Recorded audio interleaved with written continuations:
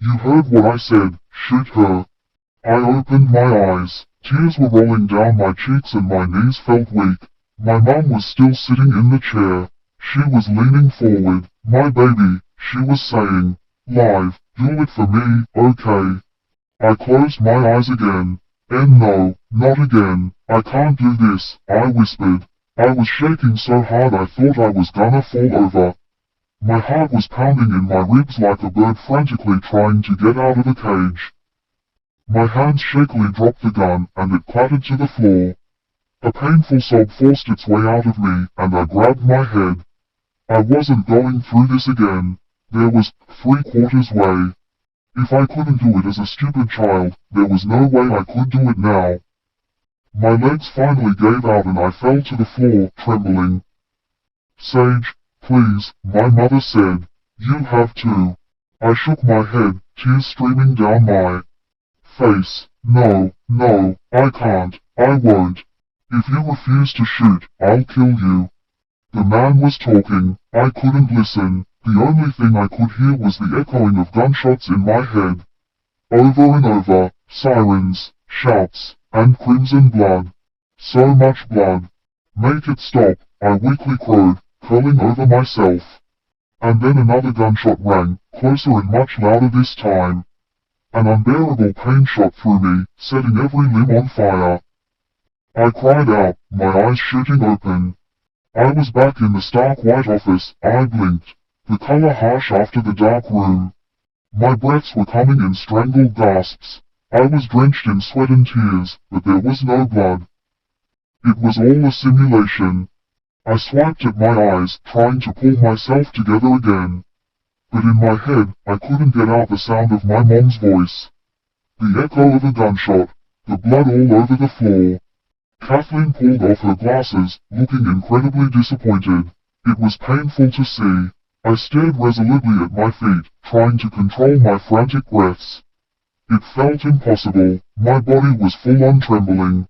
Well, maybe I was jumping ahead a bit, Kathleen said with a small sigh. After all, no one gets their fear free the first time. Go rest. We'll try again tomorrow. I stumbled out of the chair. My legs felt weak and shaky. I quickly scrambled towards the door and tried to leave with as much dignity as I could. Not like it was much use. Kathleen Morsi had just seen me crumble to a sobbing pile on the floor. I was ruined. My friends generally knew that I didn't like to see anyone after I'd just been through simulations. I hoped they'd keep that in mind and I wouldn't run into anyone in the halls. The last I needed was people seeing me covered in sweat and tears and a total mess. I dashed through the halls straight towards my door. And luckily, I didn't run into anyone. I threw open the door and slammed it behind me. Clutching my head, I drew in quick painful gasps. My veins felt like they were pumping pure adrenaline. I really needed to calm down, I knew that. But it's a lot easier said than done. I kept seeing flashes of my mom's face, the red blood, the very gun that killed her clutched in my hands. I couldn't get the images out of my head. Just then, something cold and damp brushed up against my hand. I shouted out in alarm and spun around. Eugene stood there, his eyes wide with curiosity. He took another step towards me and nudged my hand with his nose again. At the sight of my dog, something cracked in me. I fell to the ground, wrapping my arms around him and sobbing into his fur. He sat down and rested his head on my shoulder. And that's where I sat for the rest of the day. Sobbing and panicking and wanting nothing more than to be a dog. Dogs didn't have to go through the fear free simulation. Several painful weeks went by. Every day Kathleen would call me into her office, and every day I would fail the fear-free simulation. I grew more distant from my friends as my mental health went downhill. Sleeping was practically impossible with all the nightmares. Functioning in general just grew more difficult with every passing day. I was growing increasingly frustrated with myself and my circumstances. I had passed all the other simulations within 1 or 2 tries. Even fear too, but something about this last one just got to me. I'm pretty certain Alexandra knew exactly what was going on, but she didn't know how to handle it. A few times she timidly asked me if I was alright, but of course I wouldn't flat out say that, no, I don't think I am alright. I'm actually really struggling with having to face the murder of my mother every single day. No. So I told her I was fine. One morning I woke up, and I had absolutely no motivation to get out of bed. And I thought that maybe if I pretended to be sick, Kathleen wouldn't make me go to training. So I didn't leave my room that day. It was actually a surprisingly difficult task. I grew hungry very quickly, and the only way to get food would be to leave. Several times one of my friends would knock on the door, asking me if I wanted to go do something with them. All I had to do was tell them I was sick, and they'd leave me alone. Maybe about halfway through the day, when I was about ready to eat my own bed sheets, there was another knock on the door. Sage, it's me, Alexandra. Will you please let me in? Sorry Lex, but I don't want to get you sick, I said numbly. There was a pause, and I thought maybe she'd left. But then she muttered, I know. You're not really sick, please just let me in. I wanna talk. I sighed, staring at the ceiling. I could just tell her that I didn't want to talk. Tell her to go away. She probably would. Alexandra is not the type to force herself on people. But I didn't, and I'm still not 100% sure. Why? Fine, okay, come in. The door slowly creaked open, and Alexandra stepped in. She carefully shut it behind herself. She was staring at me with her brows furrowed with concern. I sat up and stared back at her. Sage, you're not okay, she muttered quietly. Yes I am, I said defensively. Was it so obvious? What gave it away? She shook her head, sitting down on the edge of my bed. No, you're not, and I'm not saying that's a bad thing. I crossed my arms, shooting her a skeptical look. You sure, because it's kinda coming. Across that way. Alexandra sighed and looked down at her fingers. You're stuck on the Fear 3 simulation, aren't you? I didn't respond. Either she was really good at reading people, or I was more transparent than I thought. It's hard, I know. It takes over your thoughts, your dreams, your life. The only thing you can think about is what the simulation makes you go through. It kills your happiness. I stared at the wall, feeling a lump in my throat. She was right, she'd obviously been through something like this before. Sage, I get you, Alexandra went on. It feels like you can't continue. Like it's not worth it to keep trying. But you aren't one to give up, are you? I looked up at her. Lex, what if I can't do it? What if I'm a coward? What if I'm not brave enough? She met my gaze, and then her eyes grew unfocused with thought. You know, one of the bravest people I've ever met was deathly afraid of heights, and birds, and darkness and bugs and crowds and death. She was constantly racked with panic attacks, nightmares, and anxiety every time she even thought about any of the things she was afraid of. But you know what? She went outside anyway. She would get in hover cars anyway. She would walk through crowded streets, and then do it again. Because even though she was afraid, she didn't let that stop her. She controlled her fears, not the other way around, and that's what made her brave, not the fact that she didn't have any fears. Alexandra looked back at me, her eyes slightly misty with tears. So maybe it isn't the fact that you're afraid that's causing you to struggle with this simulation. It's the fact that you're letting it control you. I stared at her. I blinked and realized that tears were trailing down my cheeks. I hadn't even noticed them before. I let out something in between a scoff and a laugh, and wiped the tears from my face. Wow, you really need to get into inspirational speaking. Alexandra chuckled lightly, swiping at her eyes too. I sighed, staring at the ground again. Well, I guess I probably should go get some food. Dr. Morsi will be calling me to train in a bit. And, you're going? Alexandra asked. I nodded, if begrudgingly. Yeah, I'll go, but I won't be too happy about it.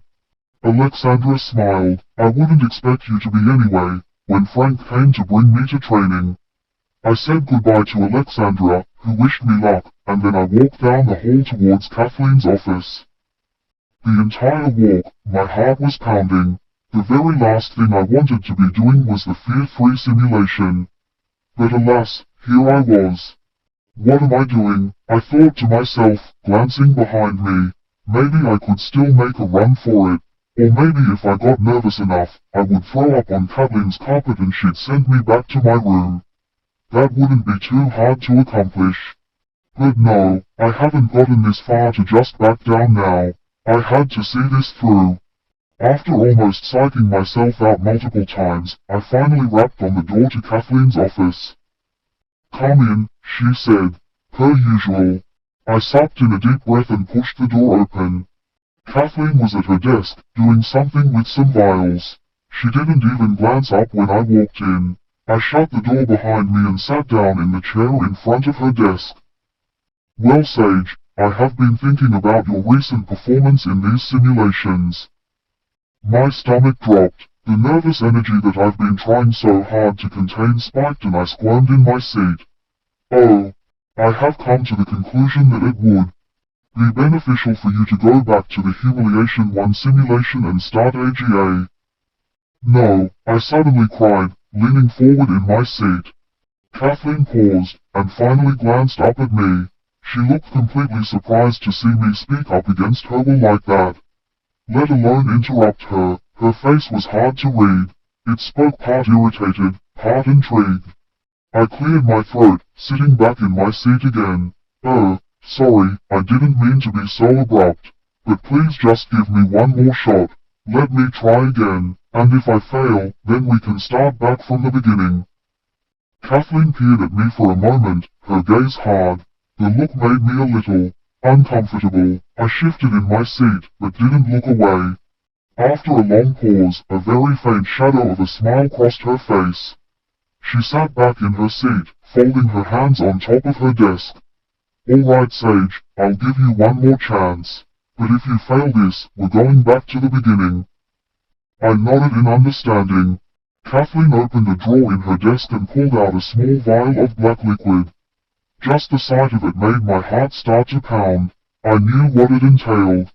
She set the vial on the desk in front of me and pulled out her dark glasses.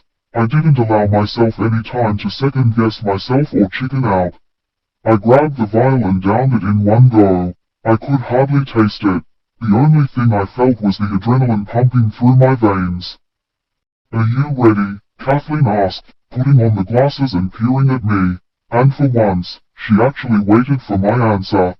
I nodded and sucked in a deep breath. That was the last thing I was able to do before I opened my eyes in the pitch blackness. I walked forward on shaky legs. This time, I was ready for the light to suddenly flicker on the table. On the gun. I picked it up, feeling the terrible, familiar weight in my palm. How many times have I held this gun? How many times have I tried to pull through with this, but failed? But couldn't. I sucked in another deep breath and braced myself. I felt the cold of a gun being pressed against my head. I saw my mother, tied down, appear in front of me. I hardly even registered what either of them were saying. My hands were shaking and sweating so hard I could barely keep my grip on the gun. My breaths were coming in labored gasps. I was panicking again. I couldn't do it. I slammed my eyes shut and forced myself to keep breathing. I thought about what Alexandra had said. Bravery isn't not being afraid. It is not letting your fears control you. It was going back, even if it was hard. I forced another breath in. Even if you were afraid. Out. Live. In. Do it for me. Out. Okay. In. I thought of the serum I just drank.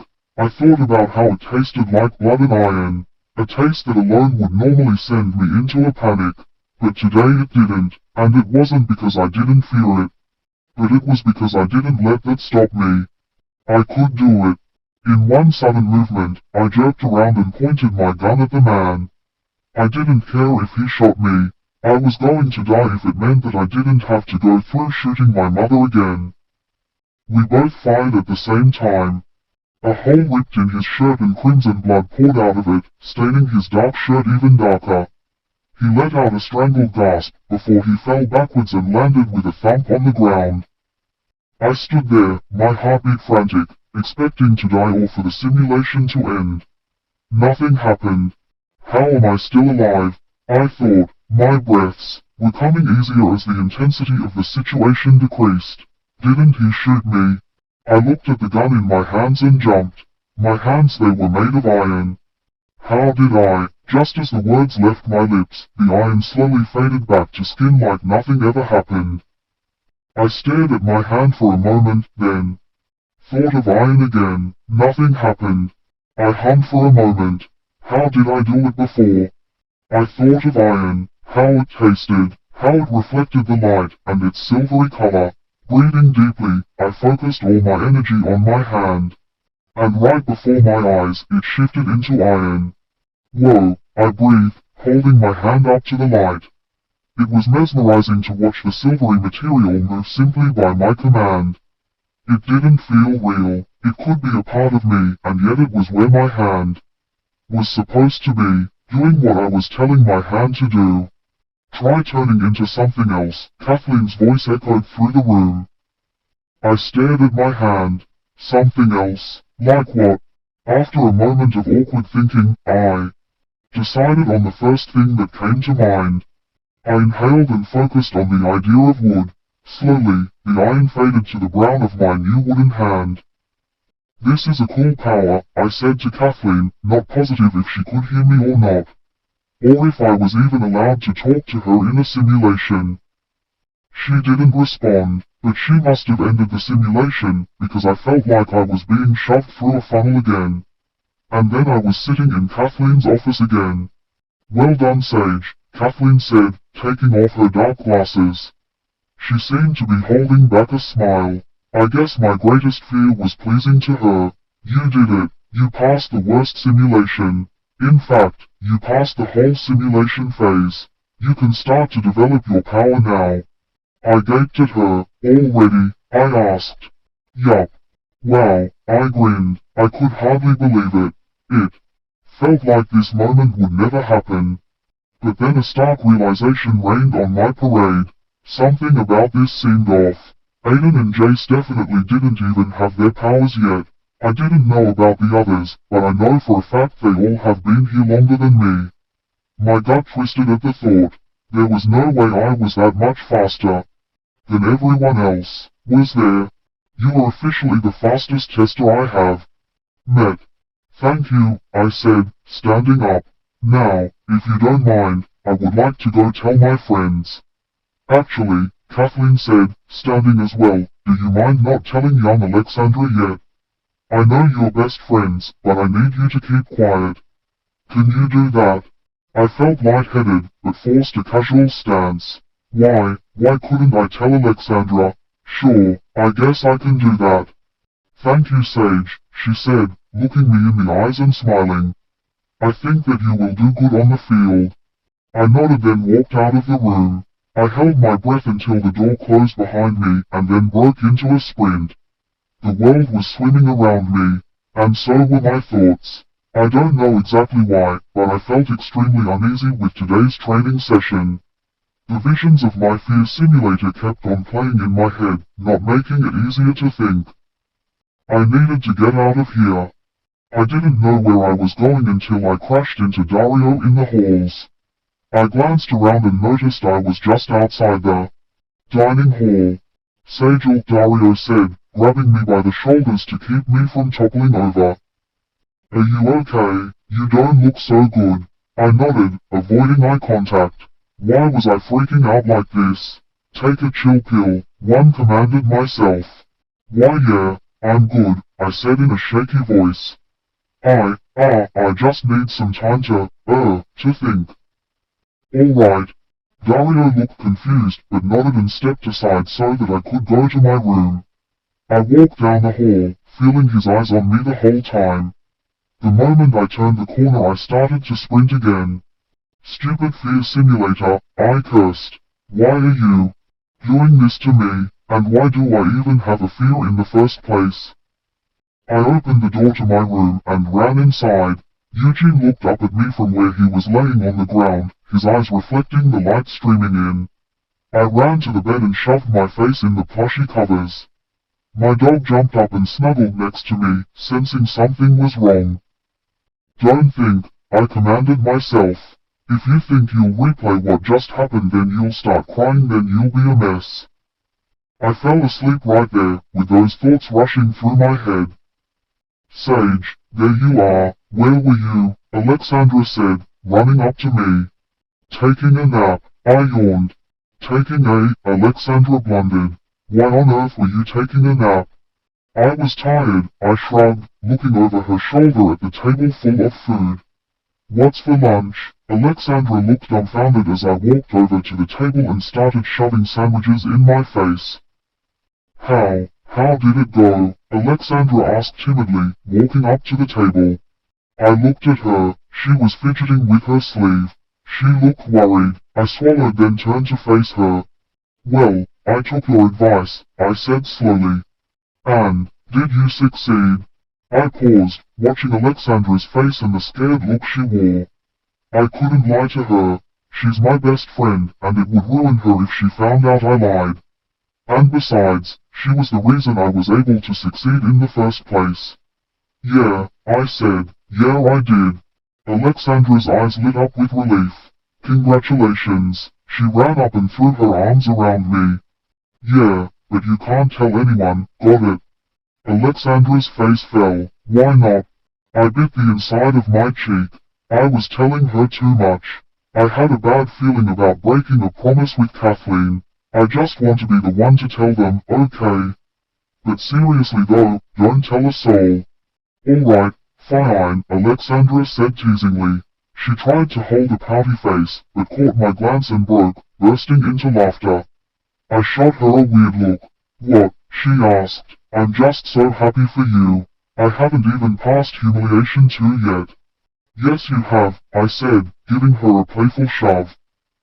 Well, I have, but I'm stuck on it now. I sighed. You could do it if you tried. I believe in you. Alexandra gave me a sad smile. I know you do. Suddenly she perked up. Well, now that you're here for good, let's go shopping for something to decorate your room with. I laughed as she grabbed my arm and dragged me out of the room. Where's Bailey? I haven't seen her in like a week. I had my face curtained in a golden beam of afternoon sunlight. Alexandra had decided that we should have a picnic outside, so I spent my lunch sitting on a blanket with Alexandra, Olwen and the boys. You haven't heard, Aiden laughed. Depends, I said. What haven't I heard? Bailey passed testing, so 3 days ago she started the explained metamorphosis, Olwen. I sat up straight and looked at her. The what? The metamorphosis, Alexandra shrugged. It's where you sit in a metal bathtub, drenched in chemicals, until your powers fully develop. I could almost hear Jace rolling his eyes at Alexandra's explanation, but I ignored him. Where's Bailey? I haven't seen her in like a week. I had my face curtained in a golden beam of afternoon sunlight.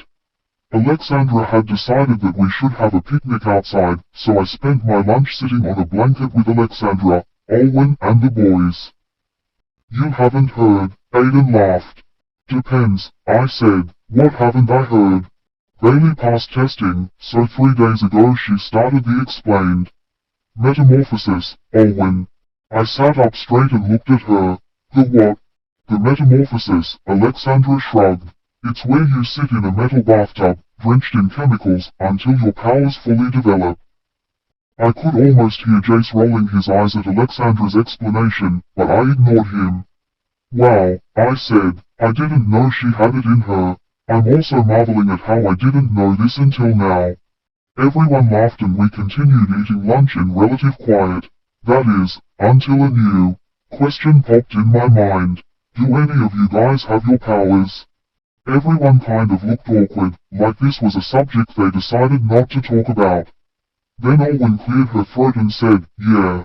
Dario and I have them already. Bailey is getting hers right now, and Jace is on the last simulation.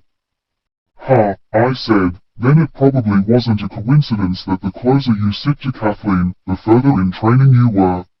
That would explain why I had to sit next to Jace yesterday for dinner. But then my stomach plunged. Alexandra sits at the far end of the table, as far away from Kathleen as possible. We ate our lunch, and Aiden and I had a friendly insult war. Soon enough, Frank came, declaring that it was time for Alexandra to go to training. Already, Alexandra moaned, standing up. I'll see you guys later. See you, I called after her. There was silence after she left. I stuffed a bit of burrito in my mouth, feeling a little bit awkward.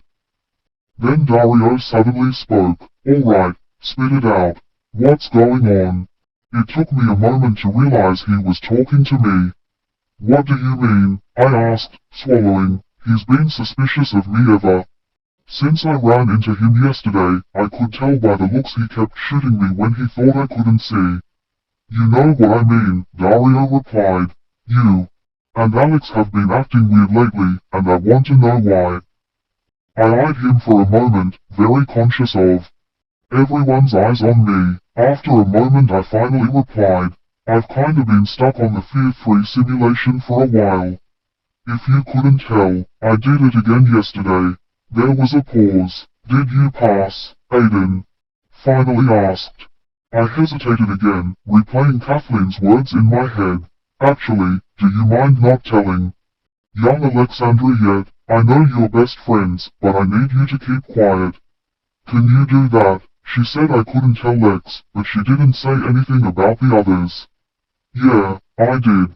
Everyone started cheering, patting me on the back and congratulating me. So why are you acting upset?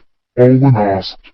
I bit my lip, feeling guilt building up in my gut. Dr. Morsi actually told me not to tell Alexandra. There was dead silence. Everyone had their eyes trained on me, their expressions varying from disbelief to fear. And you didn't tell her, right? Jace asked slowly, as if I was a child who didn't understand the situation. Well, about that. All of a sudden a hand was gripping my arm so tight I could feel it bruising. Hey, I yelled, struggling to escape their grip. Dario was dragging me toward the willow, a large tree that had a diameter of at least a yard. He yanked me around so that the trunk was in between us and the compound. He leaned in so close I could feel his breath on my ear. Whatever you do, he hissed, don't tell anyone about this, do you understand? I'll deal with the others, but don't expect me to do anything like this again. And also, do not underestimate Dr. Morsi. She has a way of figuring things out. He let go of me and walked over to the others. I could see the outraged look on Jace's face, the impressed look on Aiden's face, and the bored look that Olwen was managing to pull off. Something was very wrong. It was almost like everyone was afraid of Kathleen. I don't think that they would be afraid without a really good reason. After a little bit of thinking, I walked back to the others. They were talking casually as if nothing ever happened. Suspicious, I made eye contact with Dario, who nodded very slightly. Hey Sage, Aiden said. Where were you? I paused, my brain struggling to come up with something on the spot. I was just tracking down that weird bird I saw the other day, I said, sitting down on the picnic blanket. It turns out that weird bird was a pigeon with a sucker stuck to its head. Everyone laughed and we kept on eating like normal, but I couldn't help occasionally looking at Dario. What did he mean by, I'll take care of the others? But then it hit me. He has his power now, and I think I know what it is. The next day, Alexandra taught me how to play chess. It turns out that Alexandra is crazy good, although she claims Jace is better. If that's the case, then Jace must be a superhuman chess player. It was maybe around lunchtime, and I was sitting there, trying to remember what the bishop does. I was about to give up and ask, when Bailey walked in the room with a smug look on her face. Bailey, Aiden cried, being the first one to notice her. You're back, so what's your power? Bailey grinned smugly, held out her hand palm up, and scrunched up her nose like she was concentrating on something. At first I thought her power was perfectly moistured hands, because there's no way that she gets them that way normally. But then I noticed a small movement from the corner of my eye. My jaw dropped when I realized the flames from the chandelier were no longer on the chandelier. They were drifting down and morphing, until they were one ball of flame, hovering over Bailey's hand. Whoa, Alexandra breathed, the flame glowing in her eyes. Yeah, real niece, Bailey can make fire move. Now can we continue this game? I'm going against Alexandra next, Alwyn said irritably. Oh, right, sorry, Alexandra said, walking back to the chessboard. It was still my turn. I was very proud of myself for killing her knight with my queen, only to have her kill my queen with a pawn. After our game, Alexandra and Alwyn were playing a very epic game of chess, when Frank came and startled Bailey by saying, Miss Sage, Dr. Morsi is requesting your presence. All right, thank you Frank, I said, smirking slightly at the servant. He had failed yet again at startling me. I gotta go to training guys. I'll see you later. Training? Alexandra asked, eyeing Frank suspiciously. She knew that I had passed training, so I shouldn't be going to training anymore. I decided to act naturally though. Yeah, I'll see you later, okay. Alright, bye, Alwyn said, still looking at the chessboard, deciding what to do next. I rolled my eyes at her, waved at Alexandra, then walked down the hall. I took many turns and ended up in front of Kathleen's office. I knocked on the door, and waited. What's going on? I thought to myself. After a while of standing there, I decided to knock again. She's usually hovering by the door so she can answer at the moment you knock. I waited about 10 more seconds. I was about to walk away and find Frank when the door swung open. Kathleen was still sitting at her desk, looking very pleased for some reason. I had no idea who opened the door, until a lean man with slick back hair and a tiny mustache peered around the door and sneered at me. Ah, he said in an oily voice, you must be Sage. Come in. I looked at Kathleen, my eyebrows raised, but she just shot me a look that said, do as you're told. I slowly walked in, very aware of the grin the man was giving me as he closed the door behind me. Sage, Kathleen said, this is Dr. Tran. He is the head of the Metamorphosis Office, and is here to perform your metamorphosis. This came as a surprise, even though I knew it was coming. Now, already, I've been here for like 4.5 weeks, whereas Lex has been here for nearly 2 years. She hasn't started the metamorphosis yet. Despite these things rushing through my head, I forced my face to remain neutral. Nice to meet you, Dr. Tran, I said plainly, nodding to him. He was still grinning from ear to ear when he replied, oh believe me, the pleasure is all mine.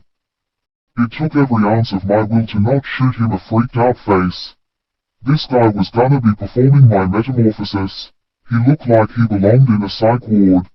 Dr. Tran turned to Kathleen and gestured to me, now Dr. Morsi, do you mind if I start the process? I've been particularly excited to perform this metamorphosis ever since I saw the footage of her training simulations. He said this like I wasn't even standing there, or even like I was a piece of equipment he was requesting to try out. Not at all, Kathleen said, nodding to the both of us. Dr. Tran grinned even bigger, if possible, and opened the door again. After you, he said. I cringed so hard as I passed him, but continued walking down the hall as usual. He led the way, and I followed him and his oily voice. Something about this guy gave me the creeps.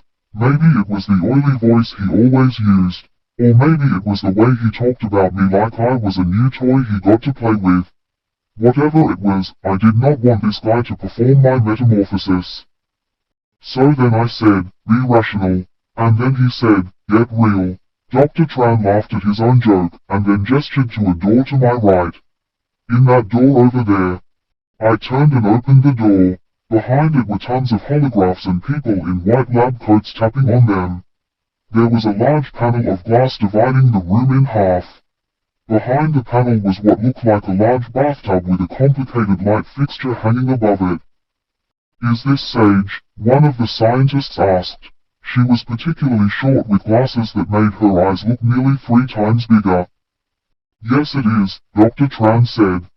"This way, Miss Sage," the short scientist said, beckoning me towards a door on the side. "This place gives me the creeps," I thought, following her through the door.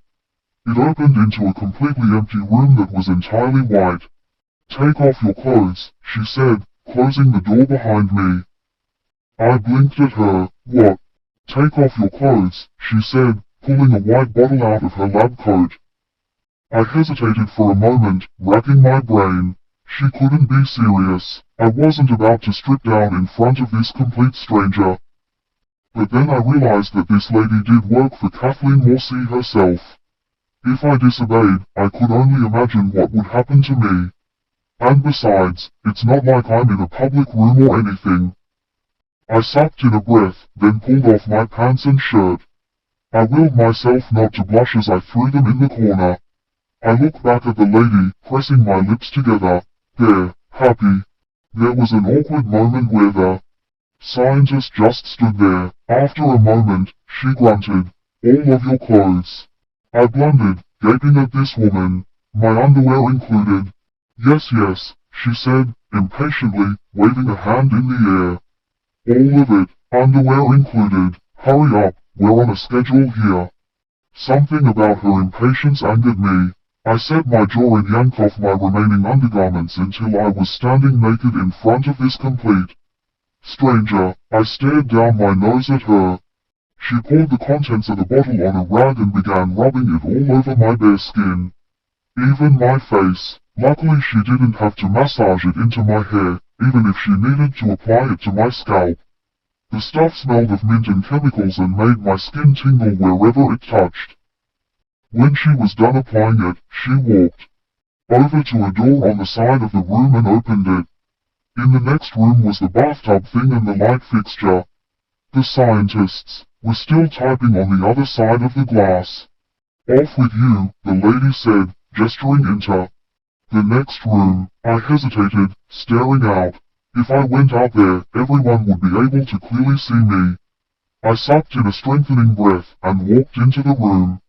I felt way too many eyes on my naked body. "Lay in the morphine capsule, please." I looked around and saw Dr. Tran holding a microphone to his lips on the other side of the glass. It took me way too long to realize that the morphine capsule was probably the bathtub. I walked over and climbed into it. It had a small podium that acted like a pillow, so I was relatively comfortable. I still felt incredibly self-conscious, and a little claustrophobic. "All right, Miss Sage," Dr. Tran said, "the process will commence in 30 seconds. I recommend getting comfortable and closing your eyes. The chemicals will prevent any movement, so don't fret about that. Each metamorphosis takes different amounts of time, so we can't tell you how long it will take. Any questions?" I didn't say anything, so I guess they assumed I didn't have any questions. "All right, metamorphosis time, initiating filling sequence, starting in 3, 2, 1. All of a sudden, there was a soft humming sound that seemed to be coming from all around me. Curiosity got the best of me, and I raised my head to look at my feet. A blue gel-like substance was flooding in from tiny holes in the side of the tub. The strange part about it was the fact that wherever the substance touched went numb. As it grew higher, I started to panic, trying but failing to move my feet.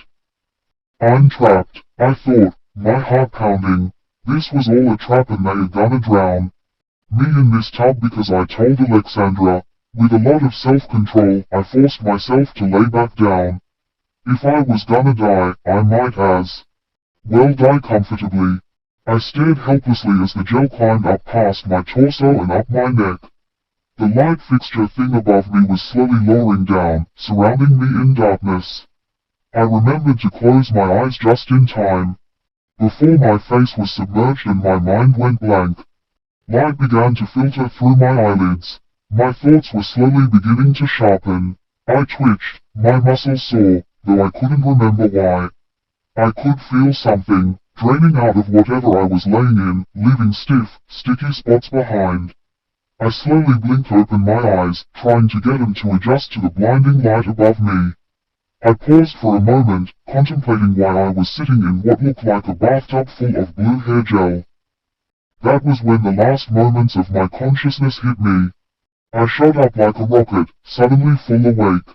I regretted it immediately as the room began to spin, and random lights were flashing in my eyes. I nearly toppled over, but I caught myself on this weird-looking light fixture thingy hanging above me. "Whoa there," came a familiar voice that I couldn't put a name on. "I know you may be alarmed and disoriented, but there is no need to overexert yourself."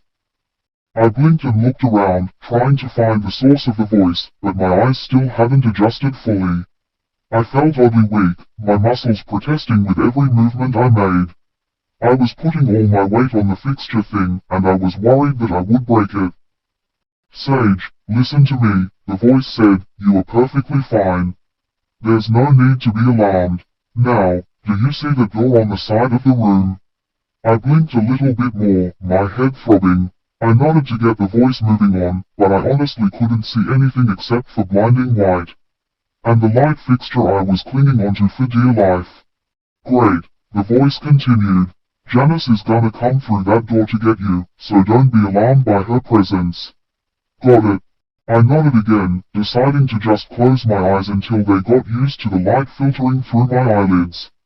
I heard the sound of a door opening and footsteps coming toward me, but I strongly resisted the urge to throw a punch in that direction. "Follow my voice," a slightly impatient voice said. Her impatience angered me. I forced my eyes open and squinted at the figure standing in front of me. "It's that lady from before," I noted. "The one who made me strip in front of her." She began to walk back toward the door she came through. I tried to follow her, but just ended up falling on the ground after the first step. My legs just didn't want to work. "Oh Janice, help her would you?" I looked over and saw a familiar man speaking into a microphone on the other side of a panel of glass. A name immediately popped into my head when I saw him, along with a few memories. My brain was still struggling to keep up. Janice made a sour face and walked towards me, but I held up a hand and pushed myself back on my feet. I wobbled, but forced myself to remain balanced. "Why aren't my legs working?" I thought, wobbling towards the door. "How long have I been unconscious?" I managed to get to the door and Janice let me in. The next room was all white, which didn't help the headache that was starting to form. There was a shower and a sink and a pile of clothes. Even the clothes were all white. I immediately stumbled over to the shower and sat under the hot stream for a while. After Janice left, I climbed out and pulled the clothes on. I promised myself that I would change them as soon as I could, because I could not with the all white. I stared at the wall for a moment, clearing my scrambled thoughts. I soon came to the realization that I had to go out the way I came. I stumbled out the door that I walked in through, finally starting to get the hang of this walking thing. "Ah, Sage," Dr. Tran hummed, opening a small doorway in the glass panel and walking over to me. "I'm glad you're awake. I was starting to think you'd stay in that metamorphosis forever." I forced a smile, though I'm sure it wasn't very believable. "Yeah, I'm glad I'm back too. Now, can I go eat? I'm terribly hungry, and thirsty, and stiff."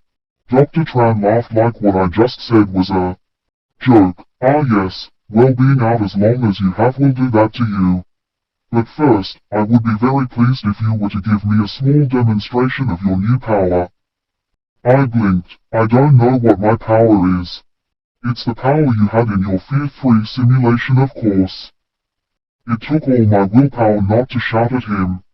That this wasn't an of course situation. No one had told me this. "Oh, right, well here I go." I had no idea what I was doing. After a moment, I decided that I'll just stick to something simple, just like what I did in the simulation. I held out my hand, thought about iron, and forced all my energy on it.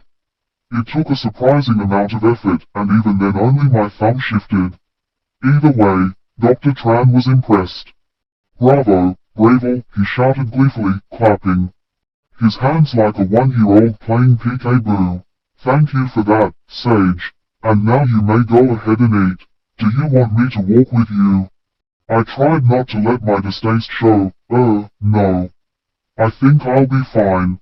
Thank you though.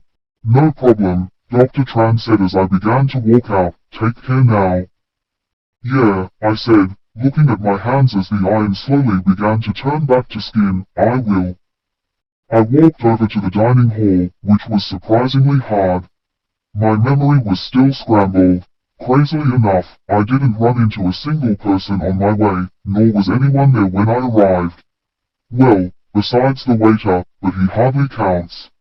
Me, Miss Sage, he stammered, obviously not expecting me. What can I get for you? I looked at the recently installed menu. They had put it up after I kept asking the waiter to choose what I ate. Everything seemed so good, how was I gonna choose? I'll take a bacon burger, a large handful of fries, 2 breakfast burritos and... I grinned, a ham and cheese sandwich. The waiter looked baffled. Is that all? Oh, and an extra large chocolate milk. Great, I'll get that food to you as soon as possible. I smirked as I walked over to a table to wait. Usually the cooks had the food ready right away. I guess I overwhelmed them. After a few minutes, the waiter walked over to my table.